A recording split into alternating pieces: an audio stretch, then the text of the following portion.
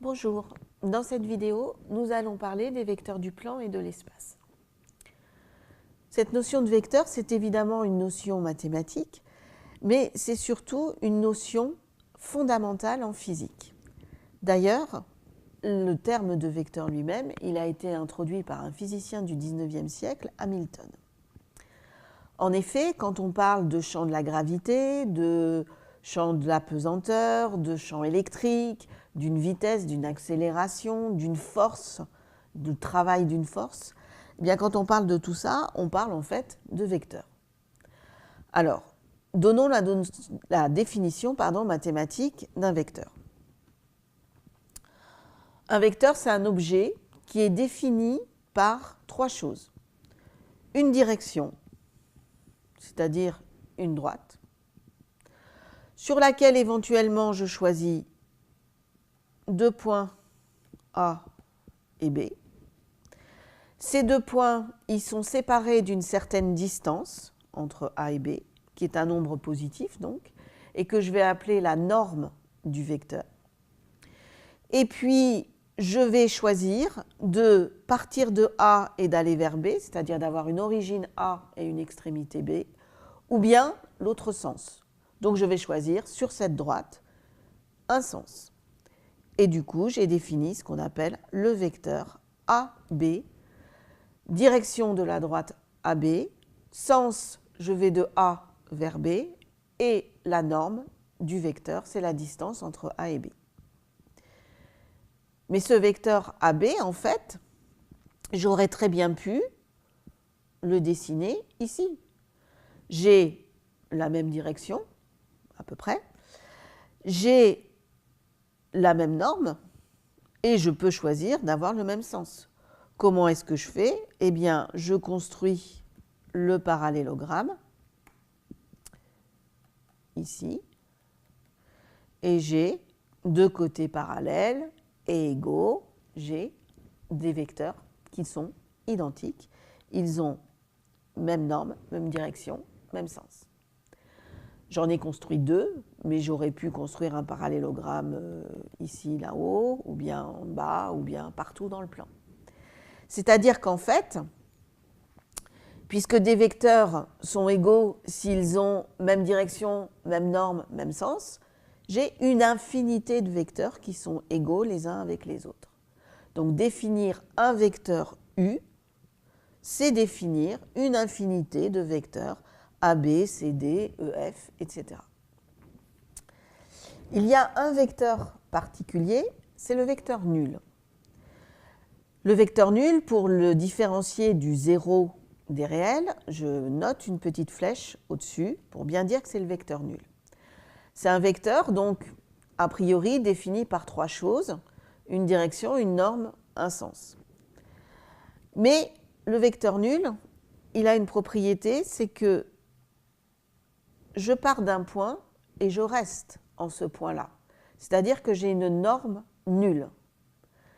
Si j'ai une norme nulle, je n'ai pas de direction, puisque par un seul point, il passe une infinité de droites. Et si je n'ai pas de direction, je n'ai pas de sens non plus. Donc, le vecteur nul, ça pourrait être le vecteur AA, ça pourrait être le vecteur BB, ça pourrait être n'importe quel vecteur que je construis en prenant un point du plan comme origine et comme extrémité du vecteur. Maintenant, prenons des vecteurs quelconques et essayons de les additionner.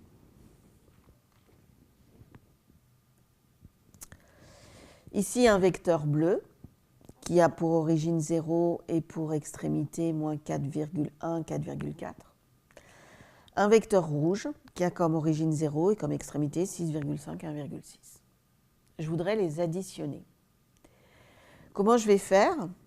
Je vais dire, je prends le vecteur rouge et je le fais glisser le long du vecteur B pour que l'origine d'un représentant du vecteur rouge soit au point moins 4,1, 4,4 qui est l'extrémité du vecteur bleu. C'est-à-dire que je fais ça. Je fais glisser le vecteur de telle sorte que je déplace l'origine du vecteur rouge au point d'extrémité du vecteur B. Le vecteur que j'ai construit là, en faisant ce mouvement, c'est justement ce qui est la somme de U et de V. Vous voyez que j'ai pris U, je l'ai fait glisser le long de V, mais si j'avais pris V et que je l'avais fait glisser le long de U, je serais arrivé au même endroit ici. J'aurais eu la même origine, la même extrémité, donc j'aurais eu la même somme. Donc rien qu'en définissant la somme des vecteurs, je m'aperçois que cette somme, je peux la faire dans n'importe quel sens. Alors, on peut essayer d'en faire une autre pour que vous voyez bien ce qui se passe. Voilà, deux vecteurs différents de ceux qu'on avait avant. Si je fais la somme, voilà, j'en fais glisser un par rapport à l'autre, hop, et j'obtiens la somme ici.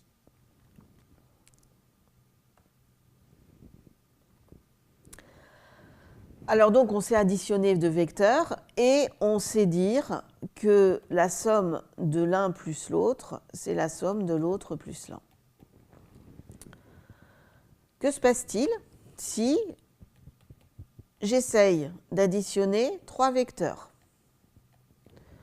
Eh bien, on peut facilement se convaincre que faire la somme des deux premiers, et je rajoute le troisième, ou bien le premier et j'ajoute la somme des deux derniers, ça revient strictement au même.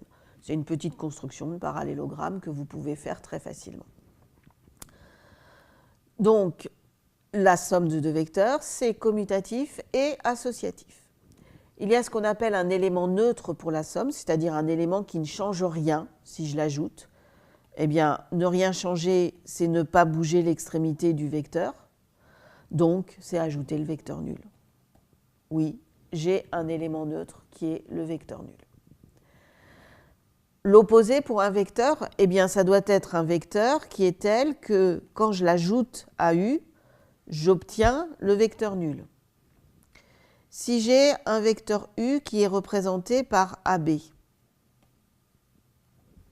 si je veux, en additionnant, obtenir le vecteur nul, ça veut dire que je veux que l'origine et l'extrémité du vecteur obtenu, ce soit A. Donc, c'est que je veux rajouter un vecteur qui a même direction, même norme, mais sens opposé. Ce vecteur-là, on l'appelle moins U. Donc, somme de deux vecteurs, elle a quatre propriétés essentielles. Elle est commutative, associative, elle possède un élément neutre qui est le vecteur nul, et elle possède, tout élément possède un opposé qui est moins le vecteur.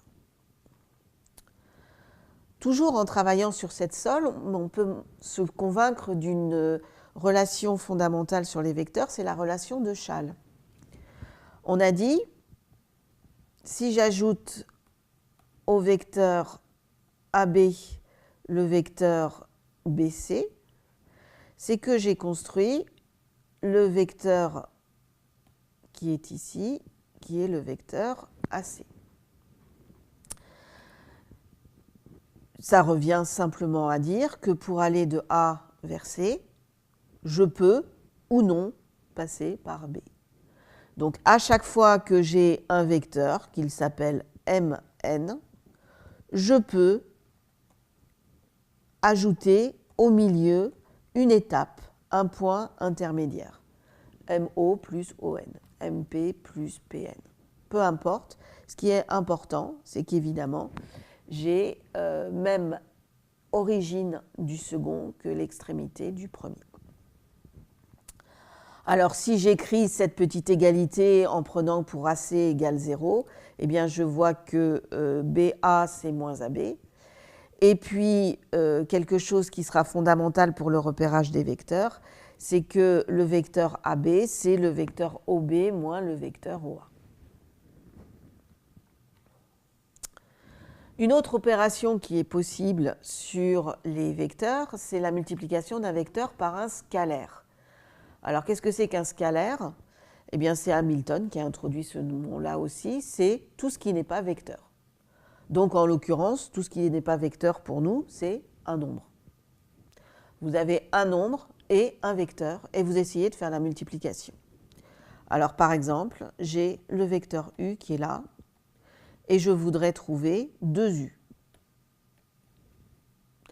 Eh bien, je vais dire, je conserve la même direction. Pour la norme, je la multiplie par 2, puisque j'ai 2u, j'ai quelque chose de 2 fois plus long. Et pour le sens, je vais dans le même sens. J'allais de A vers B, j'ai multiplié par un nombre positif, je vais de A vers B. Si par contre, j'avais fait moins 2u, pour être cohérent, il faudrait que j'ai la même chose, mais dans le sens opposé. C'est ce qu'on a dit. L'opposé de deux vecteurs, c'est j'échange origine et extrémité. Donc du coup, le vecteur lambda u, comment est-ce que je le définis? Je le définis comme étant un vecteur qui a même direction que u, qui a pour norme valeur absolue de lambda fois la norme de u, et qui a pour sens le sens de u si lambda est strictement positif, le sens de moins u, c'est-à-dire le sens opposé de u, si lambda est strictement négatif. Alors, puisque j'ai une somme et une multiplication par un scalaire, je peux combiner ces deux opérations pour en faire une troisième, qui est ce qu'on appelle la combinaison linéaire de vecteurs. Faire une combinaison linéaire de vecteurs, par exemple, c'est calculer 2u moins 3v plus un tiers de w. J'ai pris le vecteur u, je l'ai multiplié par 2, le vecteur v, je l'ai multiplié par moins 3, le vecteur w, je l'ai multiplié par un tiers, et ensuite j'ai fait la somme des trois dans l'ordre que je voulais, puisqu'on a dit que c'était associatif. Alors ainsi, on définit une infinité de combinaisons linéaires qui sont toutes des vecteurs, elles aussi, du plan, si je suis partie de vecteurs du plan. Tout ce que j'ai dit dans le plan, ça aurait marché exactement pareil dans l'espace. J'ai rien dit sur est-ce que mes droites, elles étaient dans le plan ou est-ce qu'elles étaient en relief, en fait. Enfin, est-ce que le plan était décalé par rapport au plan de mon écran. Donc c'est tout aussi bien vrai dans le plan que dans l'espace, et on peut même généraliser cette notion de vecteur à toute une théorie qui est ce qu'on appelle la théorie de l'algèbre linéaire et qui est vraiment un des domaines fondamentaux des mathématiques.